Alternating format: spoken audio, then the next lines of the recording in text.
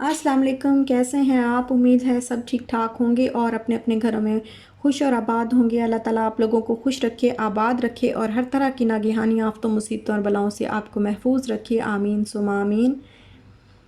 रात को हम गए हुए थे बाहर और बाहर जो है वो काफ़ी देर हो गई थी, क्योंकि हम गए थे 12 बजे, तकरीबन 11-12 बजे हम लोग बाहर गए थे और फिर वहाँ पे खाना खाते और वापस चाय पी के वापस आते आते जो है काफ़ी टाइम हो गया था। और रात को फिर देर से घर वापस आए ना, तो ये होता है कि एक तो थकावट भी हुई होती है और फिर दूसरा नींद का भी टाइम जो है वो तकरीबन गुजर चुका होता है। तो तकरीबन आधा घंटा जो है वो नींद तो वैसे भी नहीं आती, बेड पे लेटे लेटे आधा घंटा घंटा जो है वो गुजर जाता है। ऐसे ही मेरे साथ तो ऐसे ही होता है।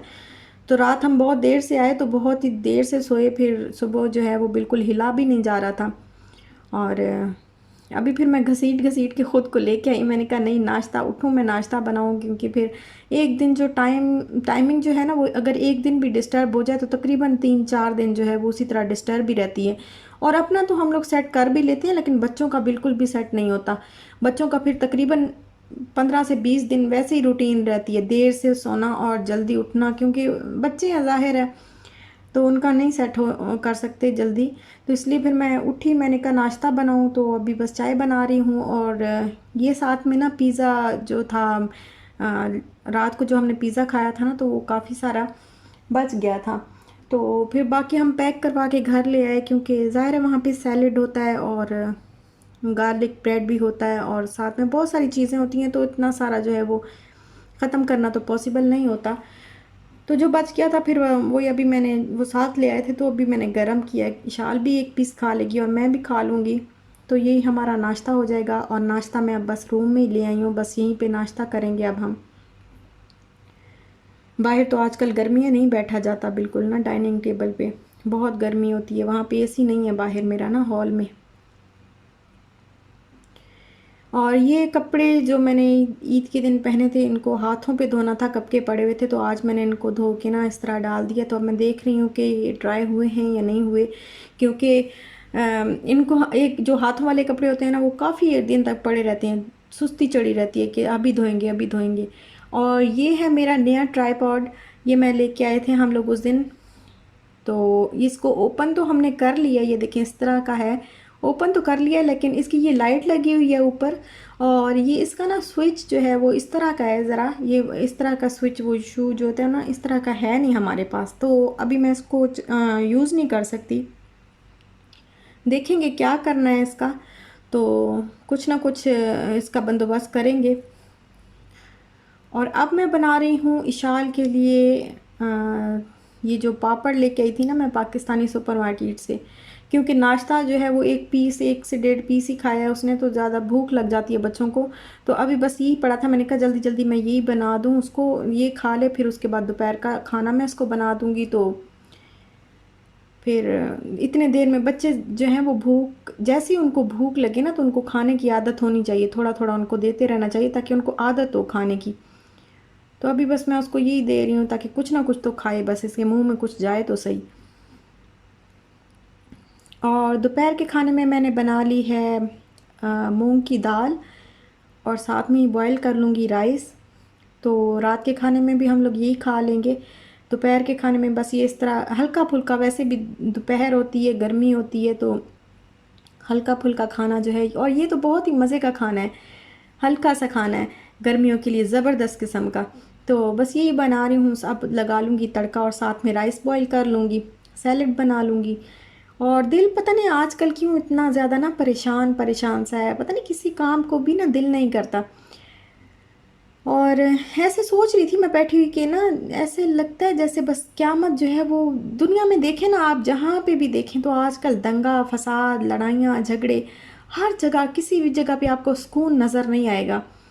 बिल्कुल हर तरफ ही ना फसाद हैं, लड़ाइयाँ हैं, झगड़े हैं।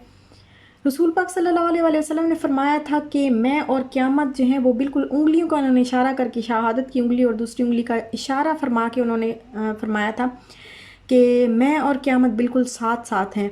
तो मतलब उनके जाने के बाद जो क़यामत है उसकी निशानियां जो हैं वो ज़ाहिर होना शुरू हो जाएंगी, और वैसा ही हुआ, काफ़ी सारी निशानियां जो है उनके जाने के बाद से ही ज़ाहिर हो गई थी। लेकिन अब तो ऐसे लगता है कि जैसे क़यामत की वो निशानियाँ जो हैं वो ज़ोर पकड़ती जा रही हैं। आप देखिए उनके उन्होंने फरमाया था कि मेरे जाने के बाद बहुत तादाद तो मुझे याद नहीं है, मेरा ख़्याल है 30 से ज़्यादा उन्होंने फरमाया था। तो झूठे नबी आएँगे और कुछ ही अरसे के बाद बहुत सारे झूठे नबी जो है वो ज़ाहिर हो गए थे। और अब आप देखें ना कि निशानियाँ जो क़यामत की निशानियाँ हैं वो ज़ोर पकड़ती जा रही हैं। दुनिया जो है वो क़यामत की तरफ बढ़ती ही बढ़ती हुई नज़र आ रही है। आए दिन कोई ना कोई ऐसा वाक़या हो जाता है जिससे दुनिया के अंदर फ़साद ज़्यादा बढ़ जाता है, झगड़े ज़्यादा बढ़ जाते हैं। और क़यामत की एक निशानियों में से दज्जाल जो है वो भी एक निशानी है, और दज्जाल का ज़ुहूर तब होगा जब अ, जो मौलवी हज़रात हैं मिंबर पे दज्जाल का ज़िक्र करना जो है वो बंद कर देंगे। और आजकल ऐसे ही हो रहा है, मेरा ख़्याल है बहुत ही कम 2 के 4 जो है, इतने सारे मौलवियों में से 2-4 मौलवी जो हैं वो ही बस याद रखते होंगे दज्जाल के जो ज़िक्र है, जो उसकी जो स्टोरी है, या उसका जो आने का जो उसका ज़हूर होना है, जिस तरीके से उसका ज़हूर होना है, बहुत ही कम जो मौलवी हज़रात हैं वो उसका ज़िक्र करते हैं। तो रसूल पाक सल्लल्लाहु अलैहि वसल्लम से सहाबा कराम ने उस वक़्त पूछा था कि या रसूल अल्लाह सल्लल्लाहु अलैहि वसल्लम, क्या हम उस वक़्त तादाद में बहुत कम होंगे? तो आप सल्लल्लाहु अलैहि वसल्लम ने फरमाया था, नहीं, उस वक़्त तुम तादाद में बहुत ज़्यादा होगे, लेकिन अल्लाह ताला दुश्मन के दिल से तुम्हारा खौफ निकाल देगा। और आज वैसा ही हो रहा है कि किसी के दिल में मुसलमान का खौफ ही नहीं है। और इसी तरह बहुत सारी जो हैं वो निशानियां हैं क़यामत की। एक निशानी ये है कि शराब को मुख्तलिफ़ तरीक़ों से दस्तरख़ान पे रखा जाएगा, और एक निशानी ये है कि लोग रिज़्क़ कमाएंगे लेकिन वो इस चीज़ का ध्यान नहीं करेंगे कि ये हलाल ज़रिए से उनके पास आ रहा है या हराम ज़रिए से उनके पास आ रहा है। हलाल और हराम की तमीज़ जो है वो बिल्कुल भूल जाएगी इंसानों को। और एक निशानी ये है कि सूरज जो है वो ग़ुरूब होगा और फिर वो 3 दिन तक तुलू नहीं होगा, और जब वो तुलू होगा तो वो मग़रिब से तुलू होगा। तो उसके बाद अल्लाह ताला तौबा का दरवाज़ा जो है वो बंद कर देगा। और मैं सोच रही थी ऐसे बैठी हुई, मैंने कहा अब हम कितने गुनाहगार हैं, कितने हम गुनाह करते हैं, और हमें जो अल्लाह ताला मोहलत ही ना दे। क्या पता किसको मोहलत मिलनी है और किसको नहीं मिलनी। हमें जो मोहलत ही ना मिले तो हम क्या करेंगे? अचानक से सूरज ग़ुरूब हो जाए, क्या पता कैसे क़यामत आनी। ठीक है, निशानियाँ जो हैं वो आहिस्ता-आहिस्ता पूरी तो होनी है। उन निशानियों के साथ ही जो है वो क़यामत आएगी। और जितने हम लोग गाफ़िल हैं, हमें क्या पता चलेगा कि क्या निशानियाँ जो हैं वो पूरी हो गई हैं और क़यामत जो है वो आने वाली है, और अचानक से हम बैठे हों और सूरज ग़ुरूब हो जाए और फिर हमारे लिए तौबा का दरवाज़ा ही बंद हो जाए।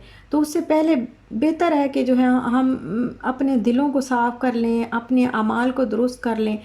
लेकिन ये ना सीधी सी बात है, ये सिर्फ़ बातें ही होती हैं हम लोगों की। सच्ची में इंसान की ये सारी बातें हैं, इंसान इस पे अमल जो है वो बहुत कम करता है।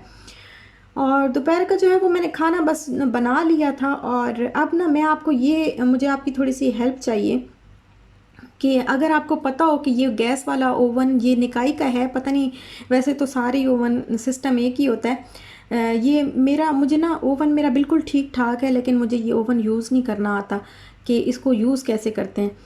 ये देखें, इसके ऊपर बर्नर लगे हुए हैं, सारे बिल्कुल ठीक-ठाक है अंदर से, बिल्कुल कोई मसला नहीं है इसमें। लेकिन जो इसका जहाँ पे वो लिखा होता है ना टाइम वग़ैरह, और ये देखें ये टेम्परेचर और ये सारा कुछ लिखा होता है ना, यहाँ पे कुछ लिखा हुआ नहीं है।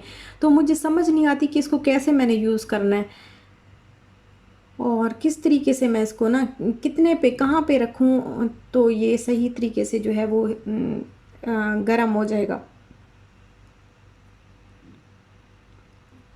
ये देखें ना, ये सारा ये यहाँ पे है।